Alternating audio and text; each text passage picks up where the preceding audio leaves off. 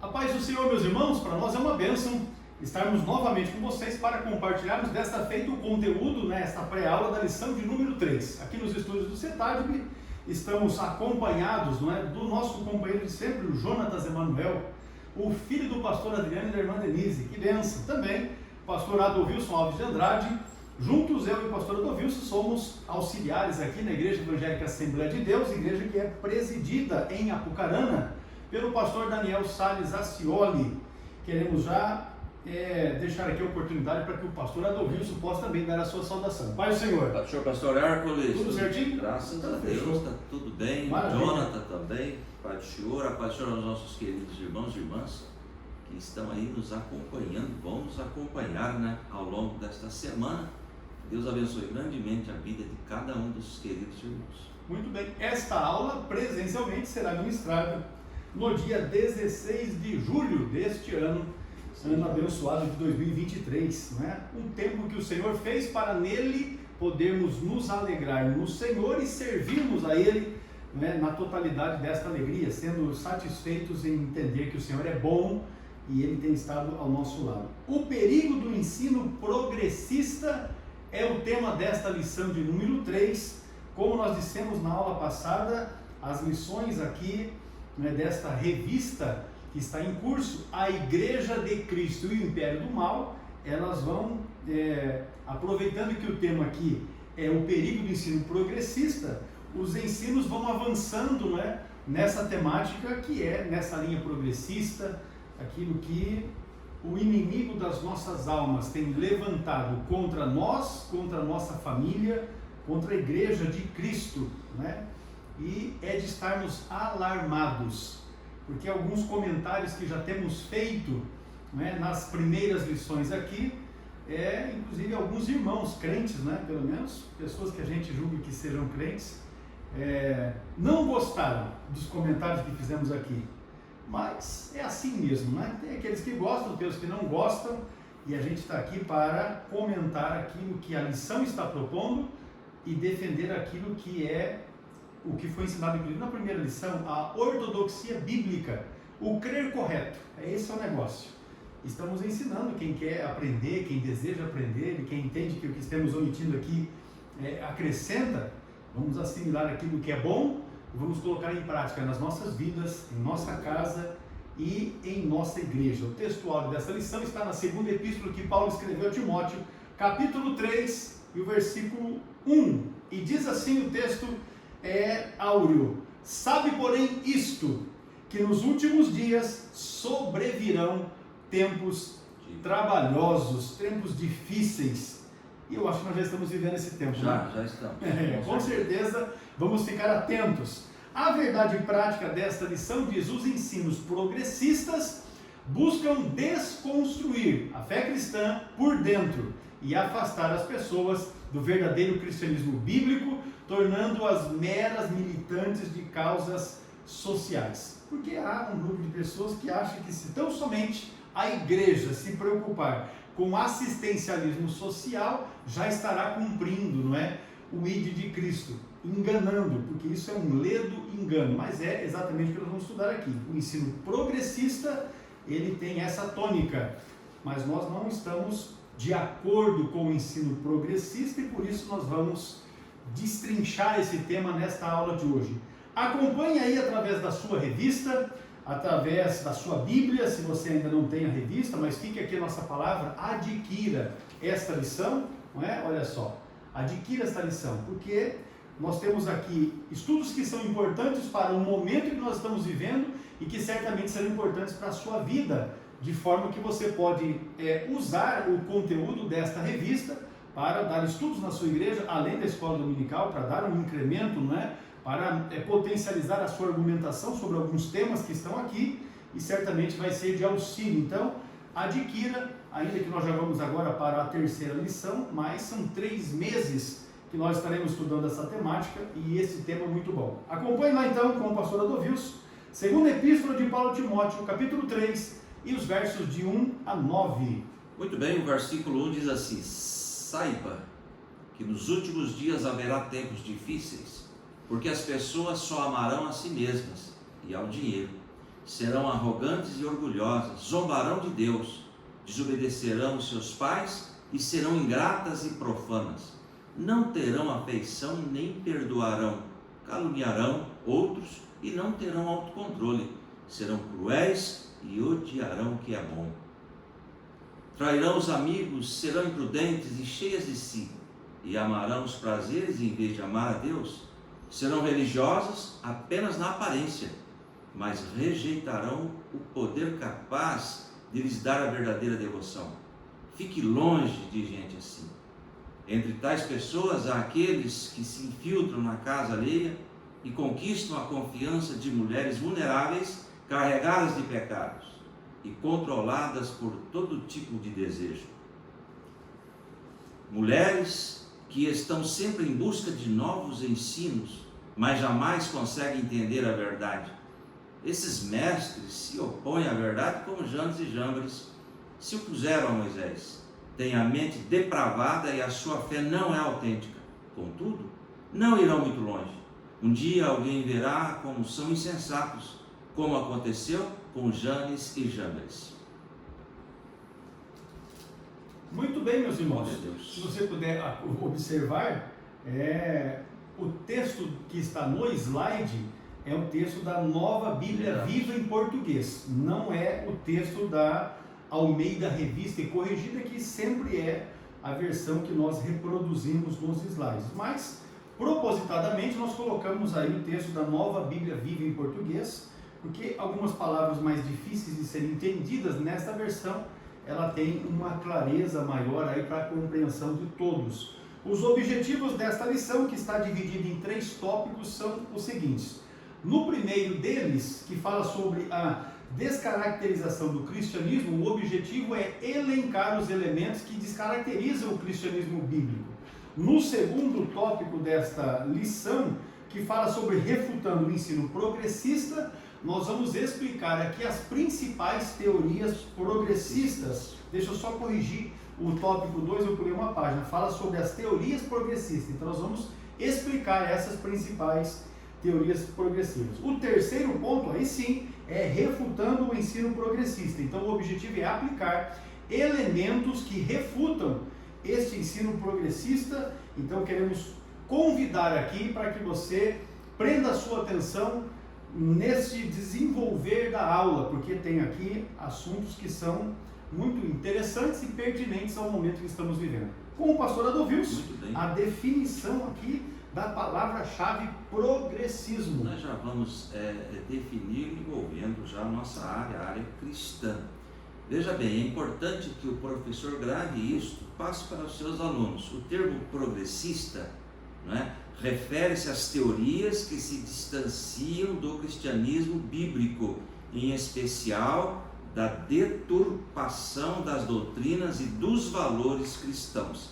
Agora eu trouxe aqui a igreja que aceita o ensino progressista. Veja bem como é esta igreja que aceita, o perfil dessa igreja que aceita esse tipo de ensino. É uma igreja antibíblica, é contra a moralidade, é contra o conservadorismo. As igrejas progressistas são igrejas que chegam ao ponto de dizer que a Bíblia Sagrada não é a palavra de Deus e que a Bíblia Sagrada tem erros. As igrejas progressistas são igrejas que acreditam que a Bíblia Sagrada precisa ser atualizada. As igrejas progressistas são igrejas a favor do aborto, do feminismo antibíblico, de ideologias liberais, dos partidos políticos de esquerda, socialistas e comunistas. Os falsos cristãos progressistas, veja bem a seriedade, são aqueles cristãos liberais, não é, que não têm compromissos com Deus e nem com a Bíblia Sagrada. As igrejas progressistas são igrejas que tornam seus templos como teatros e os seus púlpitos são como palcos de apresentações sem compromisso com a palavra de Deus. As igrejas progressistas são igrejas da porta larga, que pregam o evangelho da prosperidade, do coach, do positivismo. Por fim, a igreja progressista é uma falsa igreja que não prega arrependimento e nem a salvação por Jesus Cristo. Então, está aí essa ampla definição do que é uma igreja que aceita esses tipos de ensinos, pastor, progressistas. E olha, nós devemos estar vacinados com relação a isso, porque tem muitos crentes, e aí vamos ampliar esse aspecto, porque muitos líderes cristãos que estão assimilando, não é? Assimilando este conceito progressista e inclusive tem mudado as suas igrejas assim drasticamente, com certeza, não é? Nós temos pastores, líderes conhecidos no Brasil que fizeram das suas igrejas as igrejas ditas inclusivas. E aí, numa igreja inclusiva pode-se todas as coisas, né? Não existe limite.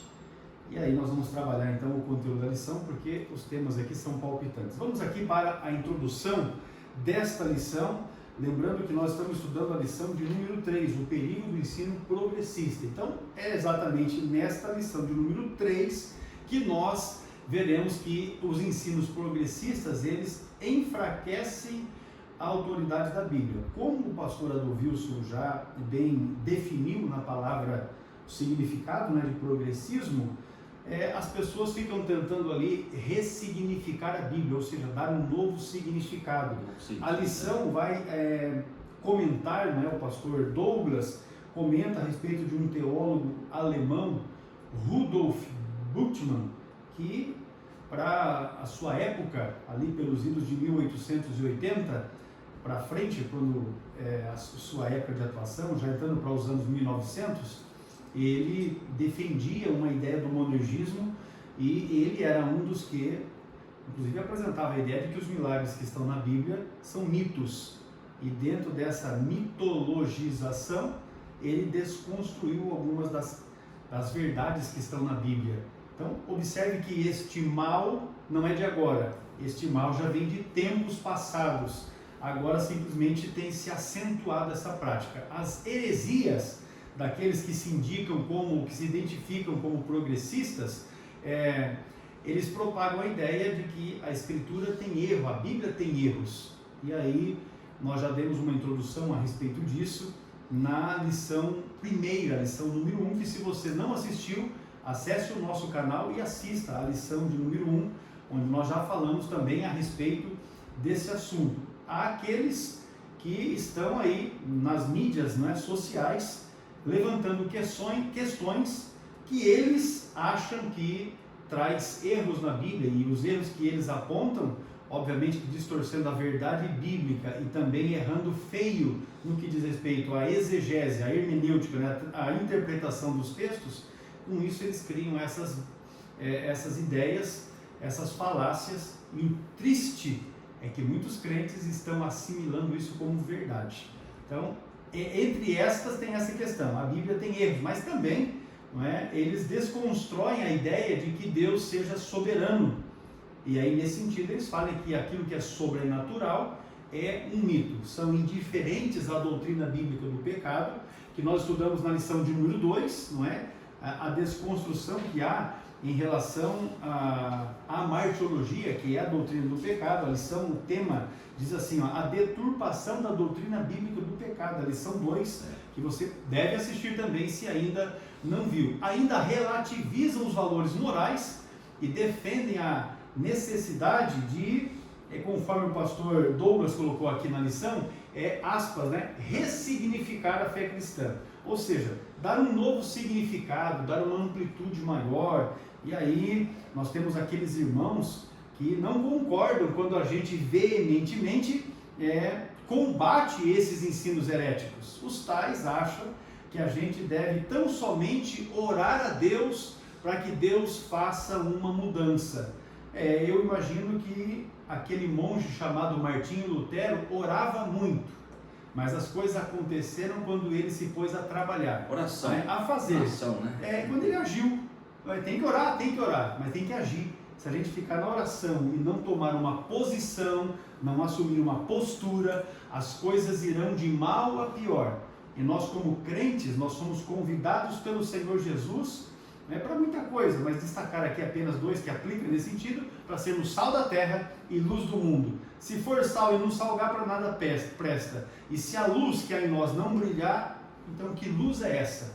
Por conseguinte, você vai observar que os ensinos progressistas resultam nessa descaracterização do cristianismo essencialmente bíblico. É nesta oportunidade, então, que nós verificaremos que os conceitos heréticos que são emanados por essa gente e os meios espirituais pelos quais a igreja deve atuar e resistir. Nós já apresentamos isso já na lição de número 2, não é? Nós devemos resistir ao erro do pecado e também proclamarmos a palavra de Deus nesse sentido. Resistir, porque esse tipo de ensino progressista, o resultado dele é um grande mal, não é? É um grande mal, e aí nós devemos estarmos atentos a isso. Avançando então, nós vamos para o início aqui da nossa aula, que é a descaracterização do cristianismo, o tópico primeiro da lição. Muito bem, descaracterizar é desautorizar, é desqualificar, é retirar o sentido genuíno, é isso que o pastor acaba de fazer. Estão tentando uma interpretação liberal, uma interpretação equivocada ao bel prazer. Aliás, querem que a Bíblia se adapte ao homem, mas na realidade o homem tem que se adaptar à palavra de Deus. Então, queridos irmãos, veja bem o tópico 1 e o subponto 1, a deterioração moral. A expressão bíblica últimos dias faz alusão ao período anterior à volta de Cristo. Claro, nós estamos vivendo na sexta dispensação, nos últimos dias já, sendo retratado como um tempo extremamente difícil. É só nós observarmos o que está acontecendo no mundo hoje e nós vamos entender. Segundo Timóteo 3,1 diz lá: saiba disso, que nos últimos dias sobrevirão tempos terríveis. Justamente nesse tempo a Bíblia é atualíssima, não é? Então veja bem, queridos irmãos, o apóstolo Paulo diz ali, alerta que o comportamento humano estará associado à impiedade caracterizada pela profunda degradação moral. Segundo Timóteo 3 diz assim, versículo 2: os homens serão egoístas, porventura não é isso que está acontecendo hoje? Avarentos, presunçosos, arrogantes, blasfemos, desobedientes aos pais, ingratos e ímpios. E o versículo 3: sem amor pela família, irreconciliáveis, caluniadores, sem domínio próprio, cruéis, inimigos do bem, traidores, precipitados, soberbos, mais amantes dos prazeres do que amigos de Deus. Portanto, esse perfil, o perfil deste homem, nos últimos dias, a palavra de Deus retrata aí fielmente. Portanto, estamos vivendo sim nos últimos dias. Por isso a lista paulina é uma descrição da escalada dos pecados na sociedade, ou seja, está aumentando dia a dia esse pecado, está destruindo famílias, destruindo pessoas, enfim, e o alvo é a fé. Eles estão atacando, pastor, a palavra de Deus, e nós estamos aqui para defender a palavra de Deus na orientação do Espírito Santo. Veja, o pastor leu até o versículo 4, eu estiquei o olho para o versículo 5. O versículo 5 diz assim, tendo a aparência de piedade, mas negando a eficácia dela. Piedade aqui tem a ver com santidade. Então, tem aparência de santidade. Esse tipo de gente que tem essa ideia do progressismo, que assimila essas questões progressistas, na verdade tem aparência de santidade, porém negam a eficácia dela, ou seja, no seu viver diário não conseguem pôr em prática, não é, as ideias que são conceitos da verdadeira fé, da ortodoxia bíblica, ou seja, do crer correto. Eu me cumpridei aqui no versículo 5, achei que o pastor Adilson ia chegar, mas a referência é de fato até o 4. Tem aparência de piedade, parece crente, tem tipo de crente, frequenta uma igreja evangélica, não é? Então você fala assim, nossa, é um crente, mas nega a eficácia dele. É igual o Benorex, aquele produto lá dos anos 80, né? Parece, mas não é. Glória a Deus. Muito bem, o tópico 1 ainda, o ponto deterioração moral. O que é deterioração? estado alterado para pior, é o que está acontecendo. Normas e princípios de conduta estão no esquecimento, e isto é a deterioração moral, o enfraquecimento da doutrina bíblica e o relativismo, que não aceita norma moral absoluta, ou seja, para eles tem alteração devido ao tempo, cada momento é um momento, diferente, mas nós entendemos que é absoluta, a palavra de Deus não muda. Instigam a má conduta da humanidade. É o que está acontecendo. O atual e alarmante crescimento do pecado é uma indicação de que já vivemos nesses últimos dias. Não obstante, apesar das investidas heréticas, por isso que precisamos estudar para combater as heresias que estão surgindo aí. A Bíblia nos adverte a viver em santidade em qualquer época da jornada cristã. Louvado seja o nome do Senhor. E nós temos ali, pastor, aliás, eu coloquei aqui também Mateus 24:35. A palavra de Deus não vai passar. Os céus e a terra passarão, mas as minhas palavras jamais passarão. E ali em 1 Pedro, que é a referência da nossa lição, capítulo e verso 15, mas assim como é santo aquele que vos chamou, sejam santos vocês também em tudo. Olha a abrangência, o que fizerem. E o 23 diz lá, 1 Pedro 1:23, pois vocês foram regenerados não para semente perecível, mas imperecível por meio da palavra de Deus, viva e permanente. Olha só a colocação. E o 24, pois toda a humanidade é como a relva, e toda a sua glória é como a flor da relva, e a relva murcha e cai a sua flor. Olha o 25 de 1 Pedro, mas a palavra do Senhor permanece para sempre. Essa é a palavra que lhes foi anunciada, absoluta e imutável. E nós precisamos conhecer a Bíblia. Exatamente. Veja que recentemente alguém me contestou a respeito da maneira como nós defendemos a ortodoxia bíblica, e eu expliquei que a igreja primitiva combatia os ensinos errados, heréticos, os falsos ensinadores e também as falsas doutrinas, além dos péssimos costumes. Veja Paulo escrevendo aos Romanos no capítulo de número 1, o versículo 26 diz que Deus os abandonou as suas paixões infames. O versículo de número 28 diz assim, como eles não se importam em ter conhecimento de Deus, e segue o texto. Aí você avança para o versículo de número 30 e diz assim, deixa eu colocar o 29, estando cheio de toda iniquidade, prostituição, de malícia, de avareza, de maldade, cheio de inveja, homicídio, contenda, engano, malignidade, sendo murmuradores, detratores, aborrecedores de Deus, injuriadores, soberbos, presunçosos, inventores de males, desobedientes ao pai e à mãe, nécios, infiéis, não contratos, sem afeição natural, irreconciliáveis, sem misericórdia. Aí veja o que é que Paulo diz aqui, verso 32. Os quais, conhecendo a justiça de Deus, e aí diz o texto assim, que são dignos de morte o que tais coisas praticam, não somente as fazem, mas também consentem aos que fazem. Então, fazer e concordar que se faça é a mesma desgraça, e o texto aqui está muito claro, são dignos de morte os que tais coisas praticam. Veja então por que é que nós devemos de forma severa nos posicionarmos contra esse negócio, porque como crentes, como cristãos, não somos perfeitos, é verdade, mas nós devemos contestar as práticas que se fazem. Aí não estou me referindo às pessoas, porque as pessoas, como já disse na aula passada, Deus as ama, mas as suas práticas Ele aborrece e abomina. E o texto aqui, conforme acabei de ler, Romanos capítulo 1, você pode fazer a leitura a partir do versículo 24, é uma leitura mais extensa até o 32, mas leia aí e tire as suas conclusões. Aqui está um dos pareceres de Paulo, e Paulo era também tão averso a esse tipo de nojo, que quando ele escreve a primeira epístola aos Coríntios, dado um problema que havia na igreja lá em Corinto, ele dá uma severa repreensão a um moço que estava se infamando sexualmente com a sua madrasta. Capítulo 5 da primeira epístola aos Coríntios.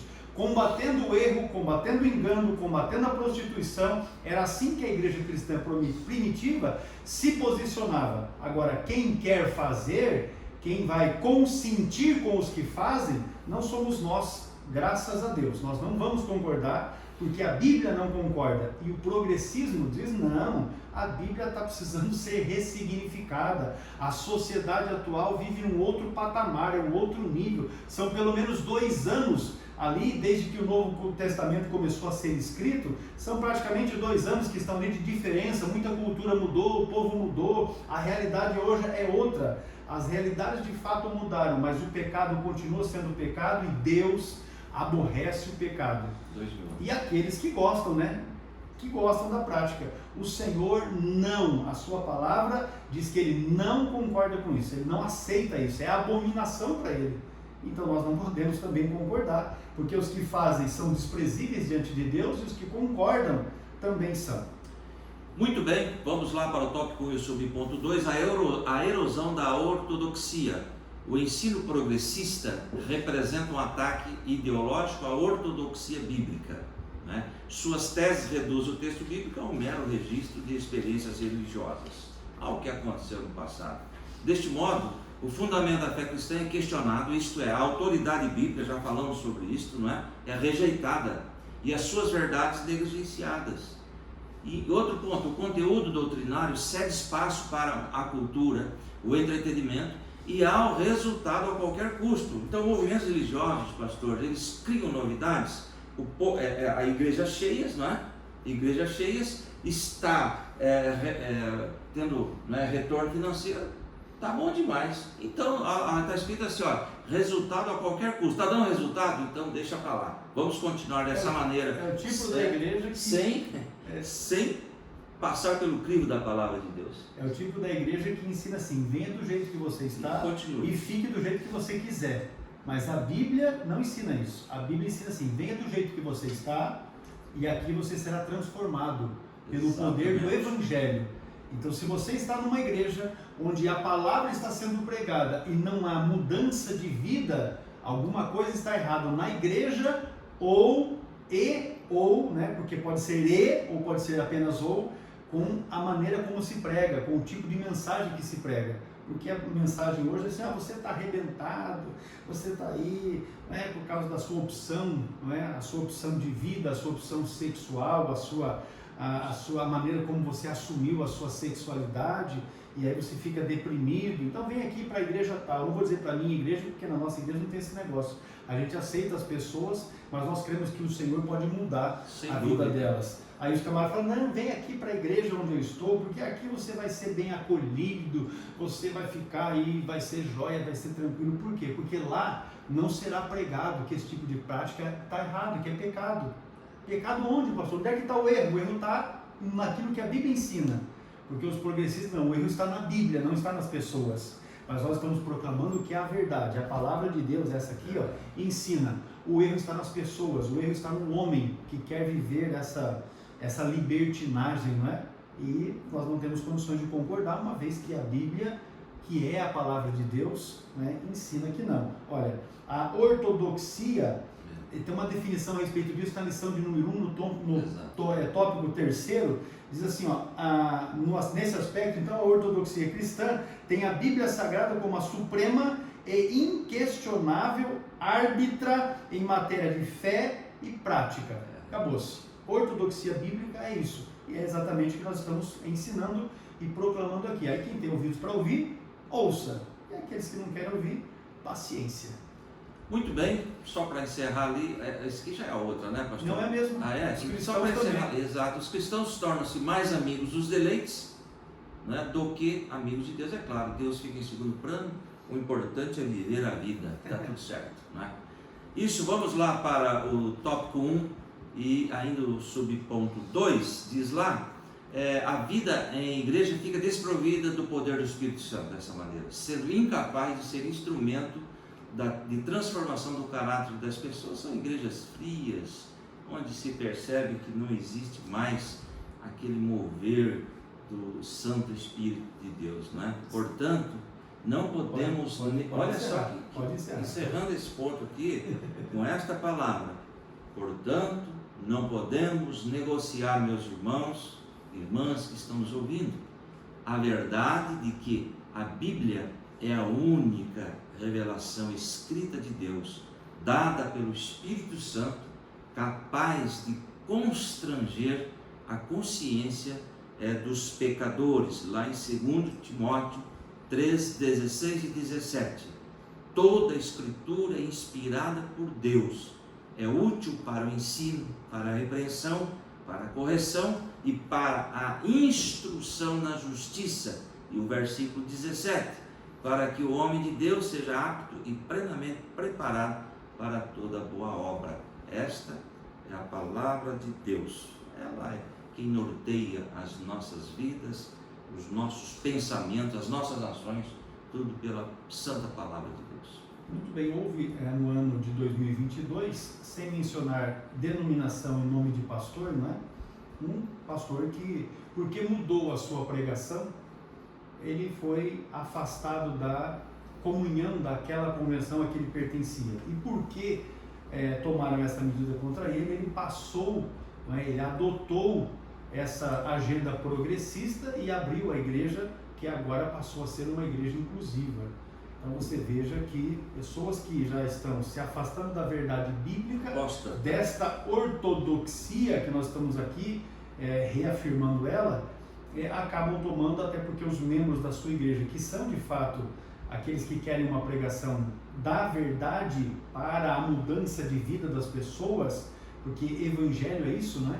É pregar Jesus como aquele que pode mudar, transformar as vidas, pegar aquilo que não é bom e transformar em algo que possa ser bom de acordo com a sua palavra, não de acordo com um conceito que eu tenha, mas de acordo com a palavra de Jesus. As pessoas se afastaram deste líder e ele então fez com que a igreja que ele estava à frente adotasse essa agenda progressista. E aí é uma igreja inclusiva, né? É uma igreja inclusiva. E as pessoas que gostam desse negócio certamente estão acompanhando ele lá. Não é o nosso caso, né? Vamos avançar, meu pastor? Subponto 3, a corrupção da fé ainda dentro dessa temática da descaracterização do cristianismo. Tópico em subponto 3, com o caráter humano manchado, maculado e a corrosão da ortodoxia, promovidos pelo progressismo, que é o assunto de hoje no ensino, o cristianismo e a fé bíblica são descaracterizados. O que é isso? É corrompido, é deformado, é pervertido, é desfigurado, desvirtuado, deturpado, distorcem. Quem assimila, quem aceita esses ensinos, está acontecendo isso aí, descaracteriza, não é? A fé bíblica. Não por acaso o apóstolo Paulo acrescenta as práticas dos falsos cristãos, que são vários aí, 2 Timóteo 3, 2, não é? Que diz lá, os homens serão egoístas, avarentos, presunçosos, arrogantes, blasfemos, desobedientes aos pais, ingratos e ímpios. É a repulsiva conduta da luxúria e de várias concupiscências. 2 Timóteo 3 e 6 diz assim: são esses os que se introduzem pelas casas e conquistam mulherzinhas sobrecarregadas de pecado, as quais se deixam levar por toda espécie de desejos. Sabe o que é isso aí, pastor? É o hedonismo cristão que estão pregando também, não é? Hedonismo cristão. O que é isto? É quando um cristão busca a satisfação dos seus prazeres mais do que busca a Deus. É a pessoa que vive para as festas, para as carnalidades. O que me preocupa é que alguns segmentos ditos evangélicos, o pastor já disse aqui, a pessoa vem, fica ali no meio, ora, até canta alguns louvores e chora. Só que lá fora a vida continua na mesma prática. Então não está havendo mudanças. E o evangelho é o que? Boas novas, é mudança. O evangelho causa mudança no caráter das pessoas, pastor. Então é preocupante isso daí, tá? O senhor vai falar agora, tópico 3. Pode seguir, é o mesmo. Então vamos lá, a corrupção da fé. Por isso, meus irmãos, vamos lá. Os pecados morais, a libertinagem, o abuso do corpo são tolerados, tais como prostituição, ideologia de gênero, as drogas, o aborto, o relativismo moral. Então está tudo aceito aí. A rebeldia e a ausência da genuína conversão, que nós acabamos de falar, os impede de alcançar o conhecimento da verdade. Segundo Timóteo 3:7 diz assim: elas estão sempre aprendendo, mas não conseguem nunca de chegar ao conhecimento da verdade. Ou seja, não há mudança, pastor. O que preocupa é que o Evangelho é poder de Deus para a salvação de todo aquele que crê. Há uma mudança, há uma conversão legítima. A gente percebe esta mudança. Por fim, o engano desses mestres e seus seguidores será objeto do juízo divino, segundo Timóteo 3:8. Como Janes e Jambres se opuseram a Moisés, esses também resistem à verdade. A mente deles é depravada, são reprovadas na fé. Muito bem. A menção a Janes e Jambres, você vai encontrar esta referência em Êxodo capítulo 7 e o versículo de número 11. Porque o texto diz: e Faraó também chamou os sábios e os encantadores e os magos do Egito, fizeram também o mesmo com os seus encantamentos. Então são pessoas que estão ali, veem, não é, as coisas que acontecem na igreja, veem o poder de Deus agindo na igreja, as pessoas que têm as suas vidas transformadas, famílias que são transformadas, e temos, meu Deus, uma infinidade de testemunhos que são contados em nossos cultos pelos irmãos que tiveram experiências com Deus, de mudança, de transformação, e esses estão ali, participam disso, porém não experimentam isso nas suas vidas. Tem até aqueles que contam: olha, porque o irmão fulano lá aconteceu isso com ele, porque a irmã fulana aconteceu isso. Ele está sempre contando as experiências dos outros, porque ele próprio não se deixa tocar pelo Espírito Santo de Deus, no sentido de que haja e de que promova também esta mudança, essa transformação na sua vida. Então é esta a ideia, não é, que nós temos aqui em relação a esta verdade do primeiro ponto da nossa lição. A deterioração moral, a erosão da ortodoxia e a corrupção da fé são elementos que descaracterizam o cristianismo bíblico, e é a ênfase do ensino progressista, e nós devemos estar atentos a isso. Agora nós vamos para um intervalo, e quando retornarmos nós vamos falar sobre as teorias progressistas. Até mais!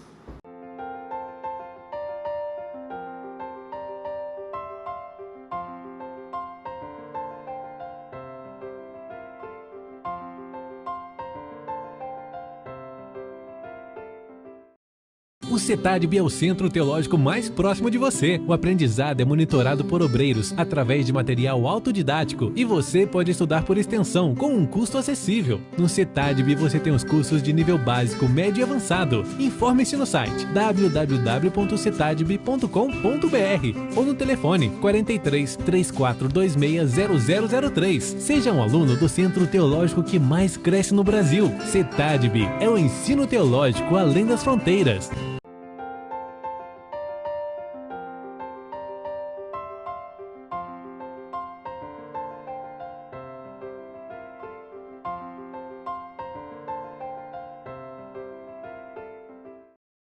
Muito bem, meus irmãos, retornando aqui para o tópico de número 2, as teorias progressistas. Pastor Adolvilson, a desconstrução da Bíblia é o primeiro ponto que nós temos aí dentro desse nosso assunto aqui sobre as teorias progressistas. Muito bem, você que está acompanhando com a sua lição, irmãos, já estamos agora no tópico 2, eu sou de ponto 1, não é? O ensino progressista é o desdobramento do liberalismo teológico. Sua principal característica é o repúdio, nós já estamos repetindo isso, e isso vai ficar gravado. É repúdio à inspiração e à inerrância da Bíblia Sagrada. Mas lá nós temos o confronto, né? Segundo Timóteo 3:16, toda a Escritura é inspirada ou soprada, né, por Deus, é útil para o ensino, para a repreensão, para a correção e para a instrução na justiça, né? Ou na justiça. A ênfase do progressismo, que é o assunto de hoje, repousa no antropocentrismo, ou seja, colocam o homem, antropos, homem, e centrismo no centro, coloca o homem no centro como figura principal, né? E a Bíblia Sagrada é cristocêntrica, é Cristo que é comentado de página a página, Ele é o centro e deve ser o centro da nossa vida também, não é? Já estão substituindo aí pelo homem no centro. Esse ensino produz pessoas egocêntricas e retira a convicção do pecado, que foi o assunto da aula anterior. Lá em 2 Timóteo 3:2 diz assim: os homens serão egoístas, avarentos, presunçosos, arrogantes, blasfemos, desobedientes aos pais, ingratos, ímpios. É a característica do homem, claro que está incluso aí, não é? Toda a humanidade dos últimos dias, tá certo? Agora veja bem, o parâmetro progressista é de reinterpretação. Aí está o erro grave, e nós defenderemos a palavra de Deus das Escrituras para satisfazer, ou seja, adaptar a palavra de Deus aos desejos do homem, vamos dizer assim de forma bem simples, adaptar para satisfazer a concupiscência humana, segundo Timóteo 4:3. Olha que coisa interessante esse versículo, pastor. Lá em 2 Timóteo 4:3, muito importante para a aula de hoje. Pois virá tempo em que não suportarão a sã doutrina, não suportarão ouvir mais sobre pecado, pastor. Tem que ser aquela mensagem light, tranquila, né? Que diga que você vai vencer, você é capaz, né? Os coaches que estão surgindo aí nos últimos dias não suportarão mais ouvir sobre pecado, não, vamos mudar de assunto. Pelo contrário, sentindo com cera nos ouvidos, segundo seus próprios desejos, juntarão mestre para... Esse aqui é o bom, eu gosto de ouvi-lo, porque ele me dá esperança. Ele não está preocupado com a palavra de Deus, porque as pessoas têm esse evangelho triunfalista, vamos dizer assim. Está tudo certo, continue assim, que você é o cara, não precisa mudar de vida, não. Isso é mentira, isso está contrário à palavra de Deus. E já existem editoras que estão se especializando em produzir livros que são tidos como evangélicos, mas com conteúdo voltado para público que adotam essa ideia progressista, especialmente o movimento LGBT, que agora aumentou mais letras na sigla, né?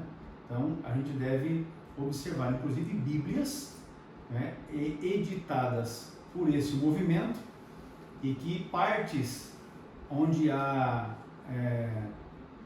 direta apresentação por parte da inspiração bíblica contrária a estas práticas, não é? Eles simplesmente retiraram esses pontos ali, ou deram uma ressignificada, porque a ideia tônica da pauta progressista é essa, para tirar aquele sentido de que isso de fato é um pecado que Deus abomina. Então essa é a questão. Infelizmente as pessoas estão adotando essa prática de vida e estão achando que está correto, mas não está correto. E por fim, é que nós veremos no julgamento que Deus dará qual será a parte que cabe a estes. Muito bem, então, continuando o tópico 2, o subponto 1, então propaga-se um evangelho em que a salvação do homem ocorre por meio de uma reforma social. Mas ela tem que começar pelo homem, com a relativização do pecado, da moral e da fé bíblica. É um outro evangelho que está surgindo aí, pastor, e eu gosto muito de Gálatas, capítulo 1, versículo 7, o 8 eu uso praticamente direto. Na realidade, Gálatas 1,7, que na realidade não é o evangelho. O que ocorre é que algumas pessoas estão perturbando, querendo perverter o evangelho de Cristo. E olha o versículo 8, mas ainda que nós mesmos, Paulo se coloca no bojo, né? Ainda que nós mesmos, está dizendo, ainda que eu, né? Ou um anjo do céu, eu fico impressionado com essa colocação. É um anjo, a princípio é um anjo que representa a luz, como se fosse algo divino. Porque está escrito ali, um anjo do céu, desse alguém, uma figura, não é? E pregue outro evangelho, diferente daquele que nós pregamos, seja amaldiçoado. E quantas pessoas que não conhecem a palavra de Deus, não conhecem o evangelho de Cristo, desce uma figura sobrenatural, a pessoa se espanta, e esta figura prega algo contrário à palavra de Deus, mas ele não conhece. O que ele vai fazer? Ele vai assimilar isto. Por isso que é interessante nos debruçarmos nesses últimos dias sobre a palavra de Deus, para não sermos enganados por esse tipo de situação. Assim, o termo progressista refere-se às teorias que se distanciam do cristianismo bíblico, em especial na deturpação das doutrinas e dos valores cristãos. Na realidade, querem mudar tudo o que está aqui. O que está aqui é ultrapassado, conforme já o pastor disse no começo da aula, e o pecado é relativo. Antes era pecado, hoje não é mais. Hoje está diferente, e não é isto, né? Não é dessa maneira. Olha só, Jesus disse bem assim, ó: bem-aventurado aqueles que lavam as suas vestiduras do sangue do Cordeiro, para que tenham direito à árvore da vida e possam entrar na cidade pelas portas. Eu estou lendo Apocalipse 22 e o versículo 14. Agora o 15.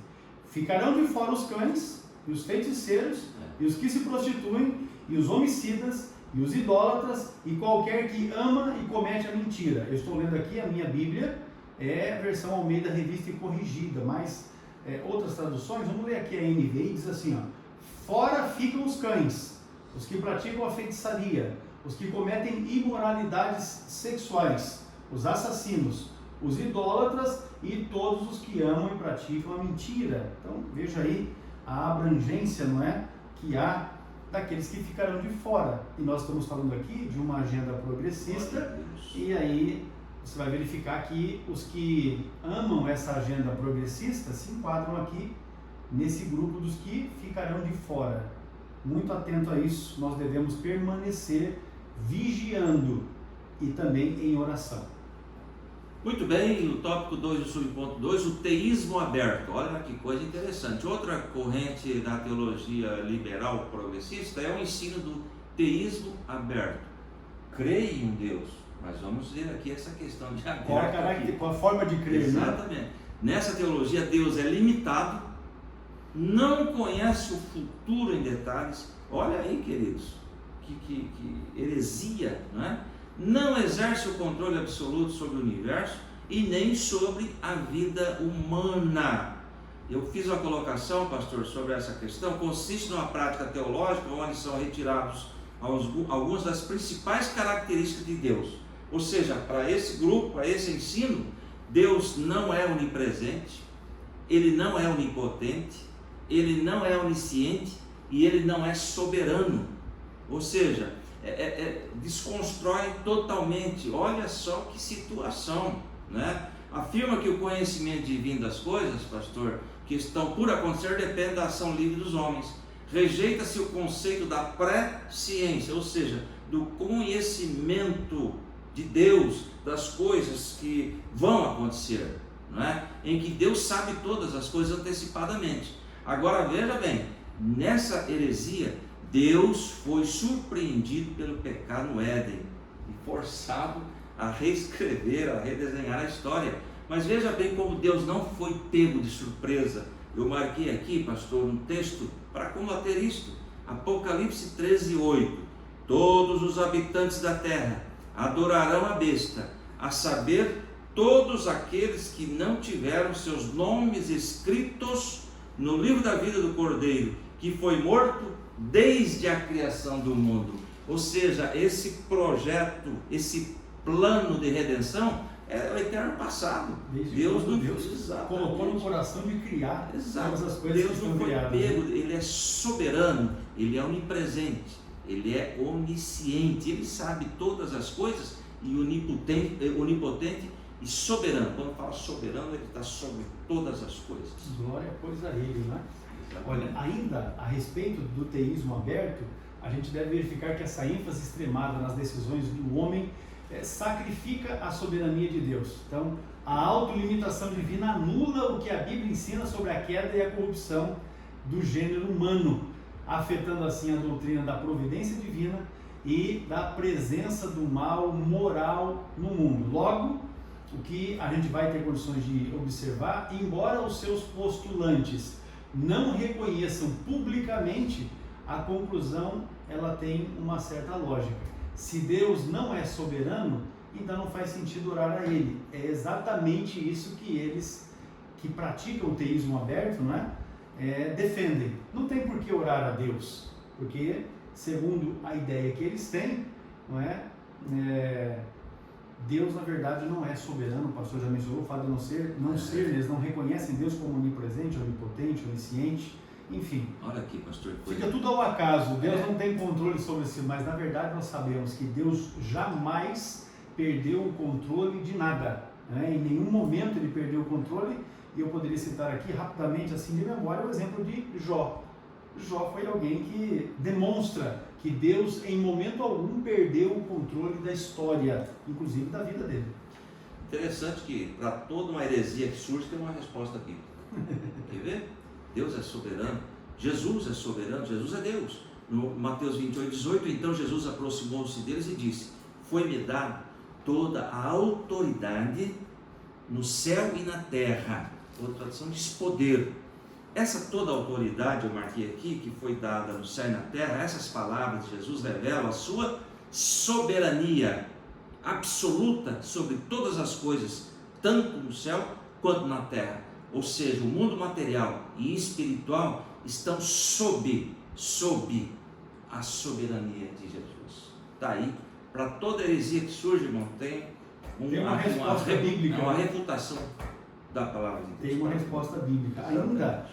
Ainda nesse aspecto, agora nós vamos para um terceiro aspecto, que é exatamente a teologia de Rudolf Bultmann, a teologia da demitologização, ou seja, que as coisas sobrenaturais que a Bíblia retrata como verdade, para o nosso companheiro Rudolf Bultmann, que era um teólogo alemão, que viveu ali final dos anos 1800 até 1976, não é?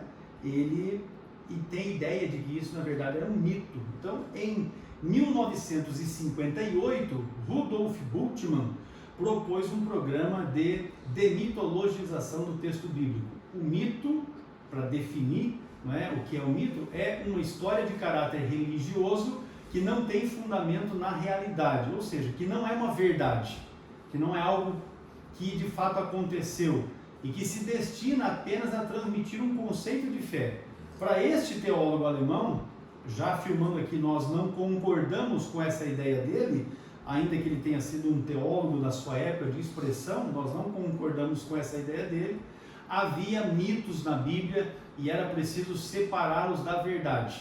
Então vou citar aqui um mito que ele ensina, e se você tiver interesse em conhecer os ensinos dele, vou colocar um dos mitos que ele ensina, é o fato de Jonas ter sido engolido pelo peixe. Para ele aquilo ali é só um mito, é uma maneira que o autor bíblico achou para poder mostrar uma verdade a respeito da necessidade de nós cumprirmos a vontade de Deus. Nesse pensamento dele, do Bultmann, o céu e o inferno, a tentação, os demônios, a possessão demoníaca passam a ser vistos como mitológicos. Então você observa que muitas das ações, né, que Jesus tomou enquanto o evangelho estava acontecendo ali, os primeiros passos, né, do seu ministério, o ministério de Jesus, para este teólogo eram apenas mitos. Então vamos falar aqui da libertação do gadareno, vamos falar aqui dos exemplos que foram dados ali das ressurreições que Jesus operou, tudo mito, na concepção dele. Até a doutrina da concepção virginal e a promessa da vinda de Cristo são classificados como mitologia. Se os irmãos observarem, eu fiz aqui uma correção do texto na lição, exatamente nesse ponto de número 3, porque o texto diz assim, até a doutrina da concepção, vírgula, do nascimento virginal e a promessa da vinda de Cristo são classificados como mitologia. O nascimento não tem como ser virginal, não é? O nascimento não tem como ser virginal. A concepção sim, porque foi exatamente o que aconteceu no caso de Maria, que o próprio Espírito Santo gerou Jesus nela. Não houve problema em relação ao rompimento da virgindade de Maria. Agora, no nascimento, aí já não existe mais virgindade, porque, vamos falar a verdade, né? A coisa estoura tudo. Então, eu só fiz essa correção, no slide está dessa forma, a promessa exatamente aqui, né, a concepção virginal e não o nascimento. Resumindo, pastor, eles estão falando que isso aqui é ficção. Isso aí. É lenda. Quando fala de mito, é lenda. Isso Aí, essa é uma palavra mais simples para se resumir. Agora, nessa teologia, pastor, a Bíblia só é crível se dela forem extirpados os milagres, os sinais e outras revelações sobrenaturais. Aí vamos ainda que não concordamos, vamos pensar assim que por algum lapso de memória a gente concorde com esse Bultmann. Aí, como é que ficam então os milagres dos quais nós fazemos participantes no pleno século XXI? Aqueles que nós contemplamos, que nós vimos acontecer. Nós não temos como negar isso. Muito menos dizer que isso é um mito. De fato não é, assim como no passado também não foi. Porque se é e está na palavra de Deus, eu creio. Não é? Eu creio exatamente dessa forma como a Bíblia diz. E acabou-se. Aí quem não crê, viva da forma como quiser. Agora, se eu estiver errado em crer, então quer dizer que para mim ainda há alguma chance. Agora, se eu estiver certo naquilo que creio e naquilo que ensino, e assim eu estou aqui dizendo que creio, então aqueles que não creem estão numa enrascada, né? Estão em maus lençóis, porque daí sofrerão toda uma condenação que a Bíblia está dizendo que virá sobre aqueles que não vivem de acordo com aquilo que é a ideia e o propósito de Deus para as suas vidas. Então, em oposição a esses disparates, ratificamos, reafirmamos de forma contundente que a Bíblia é a verdade plena de Deus, atestada pelo Espírito Santo, sustentada pela história e confirmada por milhões de pessoas alcançadas pela fé em Cristo e que experimentam os milagres que o Senhor opera em suas vidas e na vida dos seus, e também em benefício, não é, desses irmãos. E eu acho que nesse aspecto a gente fica bem amparado. Exatamente. Fica bem amparado.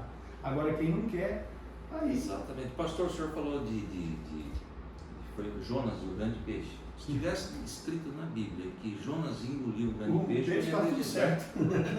É a palavra de Deus, não é mesmo? Então, se tiver algum incrédulo com relação à autoria bíblica, algum ateu que queira, não, eu quero descobrir, estude as profecias bíblicas, pastor, levando em consideração a cronologia, quando foi escrito e se já se cumpriu. É coisa tremenda, é Deus na causa, é Deus realmente é o autor da Bíblia Sagrada, é Ele que inspirou 40 homens, um período de aproximadamente 1600 anos. Só que a pessoa tem que se debruçar, não com espírito crítico, mas desejando saber a realidade, e vai aceitar a palavra de Deus como sendo de Deus mesmo, o autor. Muito bem, encerrando o tópico 2, as teorias progressistas passam pela desconstrução da Bíblia, pelo teísmo aberto e pela teologia liberal. Nós já deixamos isso aqui bem caracterizado. Vamos para o último ponto desta lição de hoje, refutando o ensino progressista e com isso reafirmando a autoridade bíblica. Muito bem, este o tópico 3, o subponto 1, reputação, mas o que é isso? Nós afirmamos o contrário agora. Nós desmentimos o que o progressismo ensina.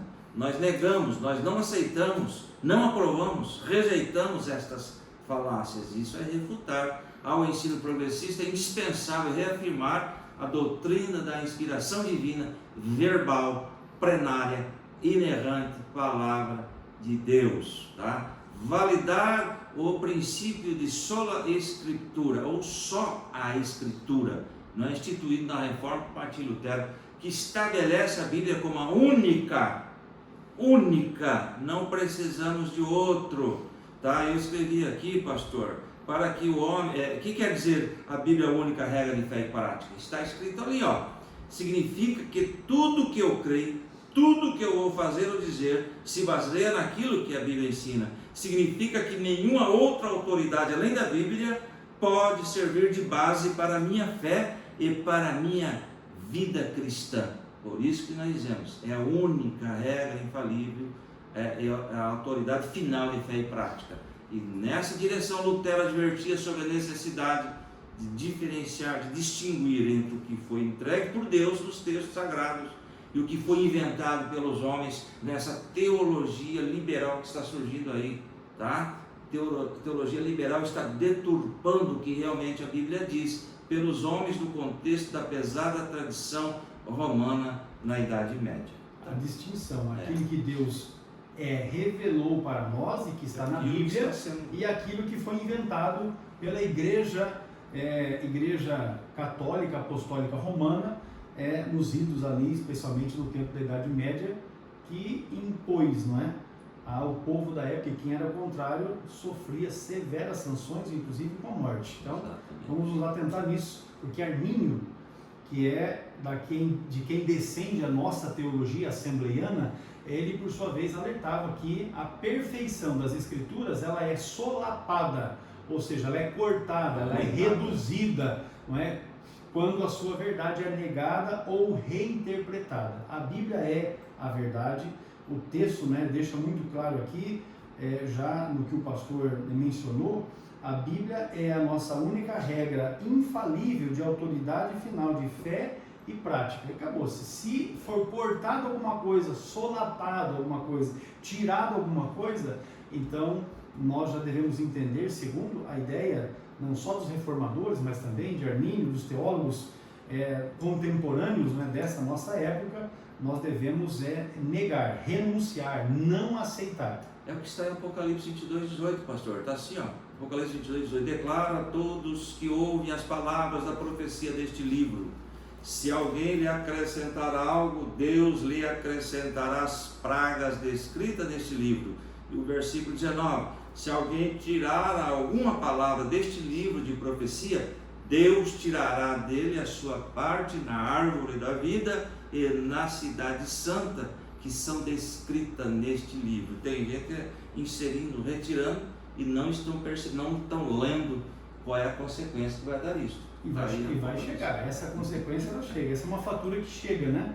Ela chega e a cobrança ela é bem árdua. Ainda no aspecto da refutação do ensino progressista, nós temos o subponto 2 da lição, que fala sobre ensinando as doutrinas bíblicas. Exatamente, a grande comissão confiada à igreja consiste em ensinar discípulos. A prioridade de Deus, pastor, através da sua palavra é ensino. O que as igrejas não estão entendendo é o ensino. Eles precisam ser orientados através da Bíblia para estarem alicerçados na palavra de Deus. Estão andando contrário, estão fazendo um desserviço quando não ensinam a igreja, né? Então está aí, compreende a ordenança programada e um mandato educacional. A incumbência tanto na formação quanto em transformação de indivíduos. É responsabilidade da igreja, evangelizar o mundo e ensinar as doutrinas bíblicas. Segundo Timóteo 4:2 está assim: pregue a palavra, esteja preparado a tempo e fora de tempo, repreenda, corrija, exorte com toda a paciência e doutrina. Está aí, em vista disso, Paulo exorta a necessidade de dedicação ao ensino. Aos Romanos 12:7, na corrigida fiel, eu trouxe aqui, se é ministério, seja ministrar, se é ensinar, haja dedicação ao ensino. A prioridade de Deus, através da sua palavra, continua afirmando, é ensinar a igreja. A grande comissão, ela diz isso, né? Portanto, ide, ensinai todas as nações. A igreja peca quando ensina.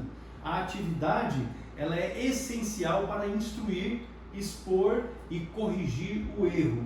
Qual a atividade? A atividade do ensino, que é a função primordial da igreja. Essa atuação, ela é de forma primordial na transformação da velha natureza, na formação do caráter cristão, resultando num genuíno crescimento de uma igreja espiritualmente saudável e doutrinariamente bíblica, porque tem igreja que tem doutrina, mas necessariamente a doutrina que está lá não é bíblica.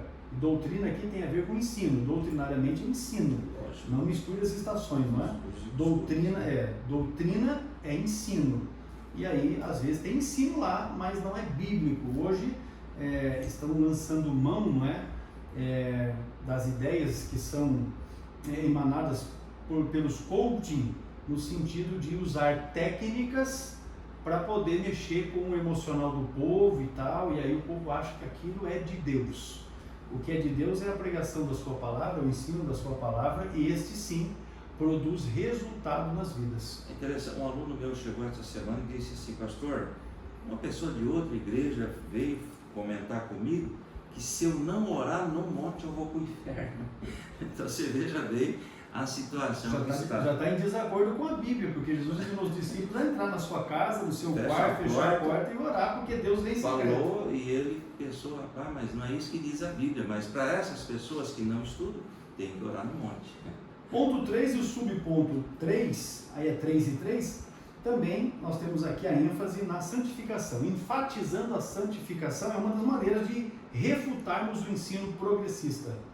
Muito bem, o fortalecimento da autoridade bíblica e o aprendizado das doutrinas cristãs precisam estar atreladas a uma vida de santidade. 1 Pedro 1,16, vou ler o 15, mas assim como é santo aquele que os chamou, sejam santos vocês também em tudo o que fizerem. Veja bem a abrangência.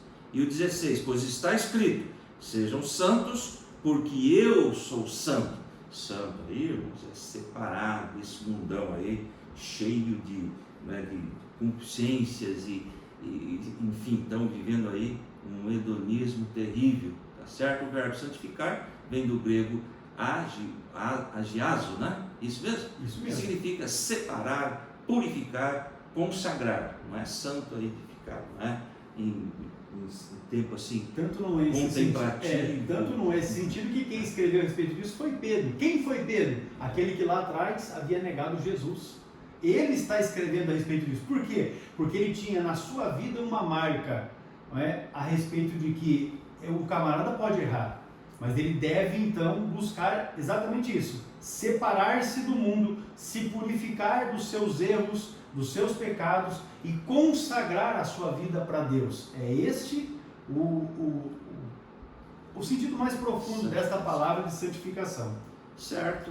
E agora, desse modo, a santificação é a operação do Espírito Santo em manter o crente separado do pecado. É Ele, é sobrenatural em nossas vidas e consagrado a Deus. Romanos 12, 1 e 2. Eu só quero ler o 2, é muito importante. Romanos 12, 2. Olha a orientação de Deus para nós, para a igreja. Não se amoldem ao padrão deste mundo, não entre na forma, mas transformem-se pela renovação da sua mente, para que sejam capazes de experimentar e comprovar a boa, agradável e perfeita vontade de Deus. Só essa primeira parte aqui: não entre no modelo do mundo. Pronto, devemos estar separados. Já fica de bom tamanho, né? É a continuação da obra iniciada na regeneração. Esta que nós temos em Efésios capítulo 1, versículo 13, diz assim: em que também vós estáis, depois que ouvistes a palavra da verdade, o evangelho da vossa salvação, e tendo nele também crido, foste selado com o Espírito Santo da promessa. Então você recebeu Jesus, ouviu a palavra, o evangelho produziu em você salvação. Então agora vamos prosseguir, porque nós temos exatamente conforme está aqui o selo do Espírito Santo. Vamos prosseguir, avançando em santificação. Quando o salvo recebe a novidade de vida, segundo o texto de 2 Coríntios 5 e 17, que diz: mas aquele que está em Cristo nova criatura é, as coisas velhas se passaram, tudo se fez novo, e se estende, não é? Essa regeneração, essa novidade de vida, essa salvação, ela se estende até o dia da glorificação do crente. Veja, Romanos, capítulo de número 6, e o verso de número 22 diz exatamente assim, mas agora, libertados do pecado e feitos servos de Deus, olha só, tendes o vosso fruto para a santificação e por fim a vida eterna. Então está falando de uma obra completa que chega até o dia da glorificação daquele que é crente. A ênfase está, na verdade, na obediência à palavra de Deus, no abandono das concupiscências. Já falamos aqui, né, aquilo que quer dizer concupiscência, os desejos desenfreados da carne. Temos que abandonar isso, lutar contra isso, perseverar, não é, a fim de vencermos as concupiscências da carne. E também numa vida de retidão moral em toda a maneira de viver. É isso que nós vamos aqui, né, para finalizar este aspecto, né, enfatizar sobre a santificação. Muito bem, resumimos o tópico 3, refutamos o ensino progressista. ficou bem claro isso hoje. Reafirmamos a autoridade da Bíblia, ensinando as doutrinas bíblicas e vivendo uma vida de santidade ao Senhor. Muito bem, vamos aqui para a conclusão, já dizendo para você, compartilhe esta aula aí com os seus contatos, em suas redes sociais, nos grupos de WhatsApp que você tem acesso, para que os irmãos possam, ao acessar a aula, inclusive, deixar comentários ali a respeito de todo esse tema, porque o assunto é de fato bem abrangente e a gente sabe que existem pessoas que pensam diferente da gente, que não concordam com aquilo que nós estamos falando aqui e que discordam. E o fato de discordarem pode, de repente, produzir nessas vidas o desejo de escrever ali algum comentário e a gente vai dar a resposta, com certeza, a todos os irmãos. Concluindo então, pastor Adovils. Vamos lá. As Escrituras advertem que a conduta humana dos últimos dias é de repulsiva descaracterização da fé. Tá certo? A heresia, não é? Progressista, critica as Escrituras, promove o enfraquecimento da ortodoxia, instiga a frouxidão moral e afasta as pessoas do verdadeiro cristianismo. Contudo, a postura da igreja não deve ser de inércia, mas de resistência à iniquidade. A defesa da fé ocorre quando os valores imutáveis e atemporais da Bíblia são exercitados pelo poder de Deus na vida diária do crente salvo. 1 Coríntios capítulo 2. Pois bem, meus irmãos, concluímos esta aula e queremos aqui exaltar a Deus pela vossa vida. Louvar ao Senhor pela vida de cada um de vocês que chegaram até o encerramento desta nossa lição. Nós queremos aqui, de fato, exaltar ao Senhor e, como já pedimos, nos ajude compartilhando esta aula, porque certamente tem outras pessoas que poderão lançar mão do conteúdo aqui proposto nessa pré-aula, para estarem preparando a sua aula, a sua lição, que, conforme já mencionamos aqui, o seu conteúdo presencialmente será apresentado no próximo domingo, dia 16 de julho, falando aqui do nosso ano de 2023. Deus abençoe a vossa vida, a vossa casa, a vossa família, o vosso ministério. Também aqui as considerações finais do pastor Adovils. Quero encerrar com o Salmo 119 e 89. Para sempre ao Senhor, a tua palavra permanece no céu. Deus abençoe a todos em Cristo Jesus. Deus abençoe você, sua família e seu ministério. E lembre-se sempre, ore por nós oramos por vocês. E a vitória é nossa pelo nome de Jesus. Amém. Deus abençoe a todos.